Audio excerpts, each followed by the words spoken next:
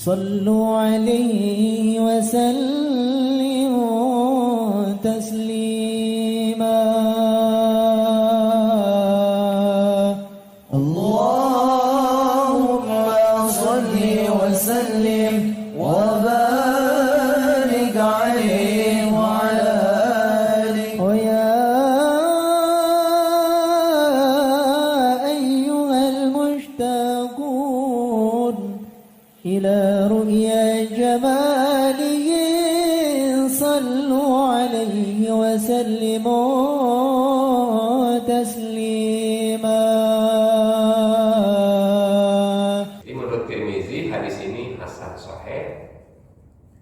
Kemudian wasa'atu Muhammad bin Ismail al-Bukhari an hadal hadis faqal hadisul sahih.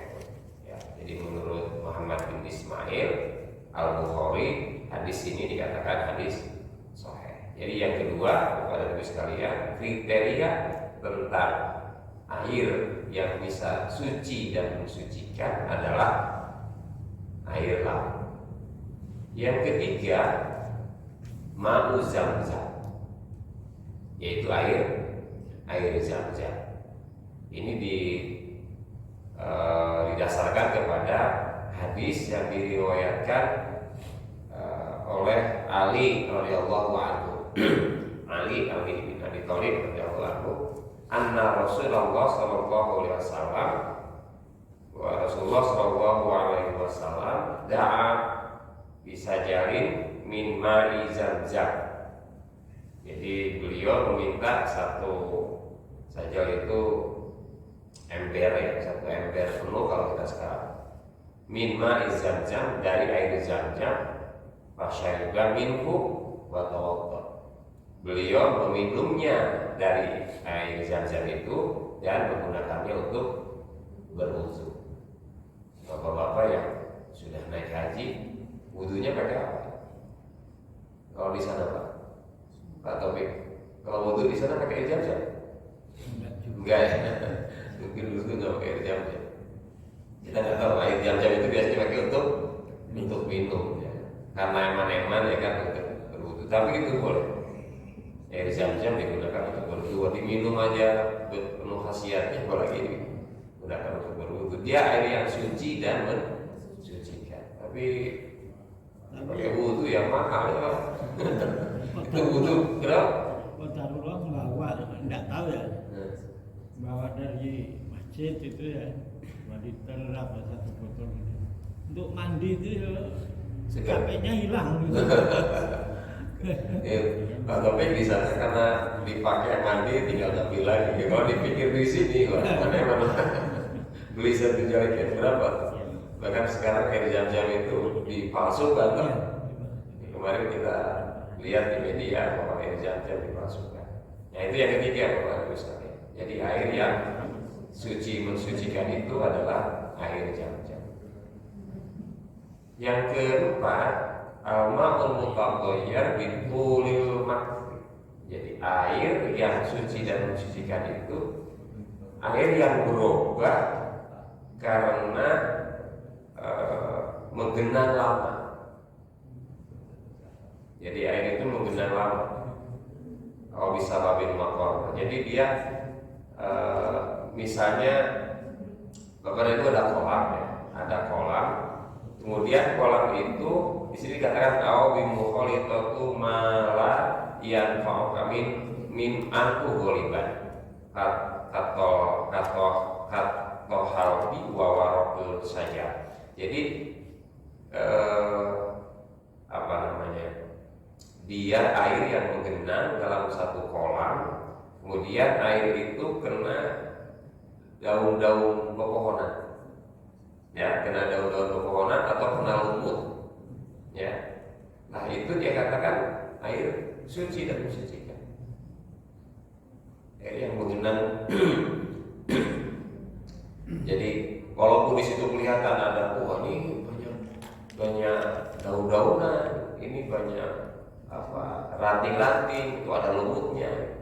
Lalu kita tidak, karena menganggap bahwa itu ada daun-daun kering, daun-daun yang sudah tidak, yang sudah rusak begitu ada di kolam itu, itu tidak merubah kondisi air yang suci tadi.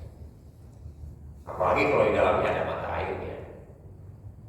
Karena air mutlak itu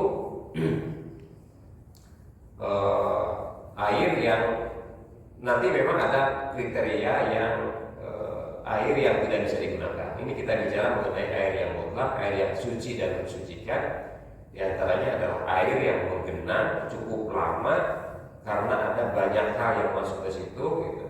Tetapi dia tidak berubah warna, tidak berubah bau, tidak pula berubah rasanya.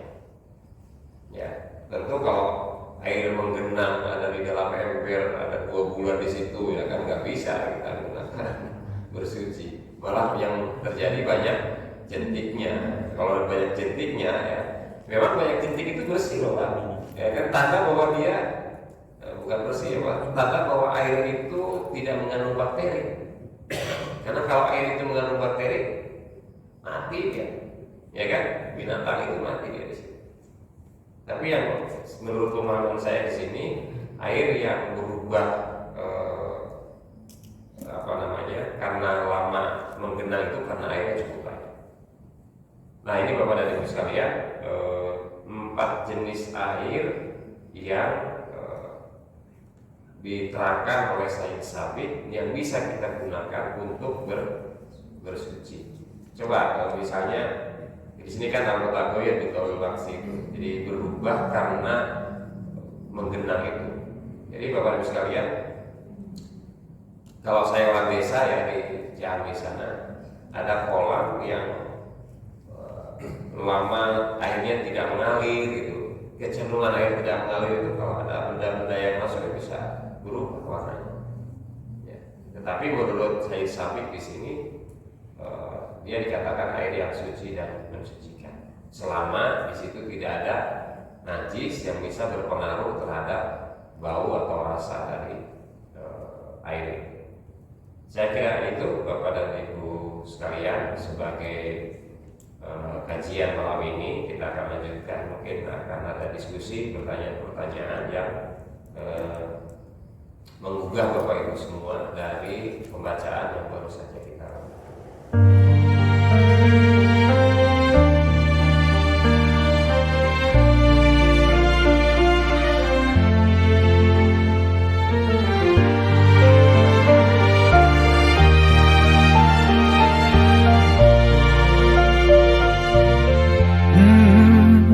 يا من صليت بكل الأنبياء، يا من في قلبك رحمة للناس، يا من ألفت قلوبا بالإسلام، يا حبيبي يا شافعي يا رسول الله، بأمي وأبي فديتك سيدي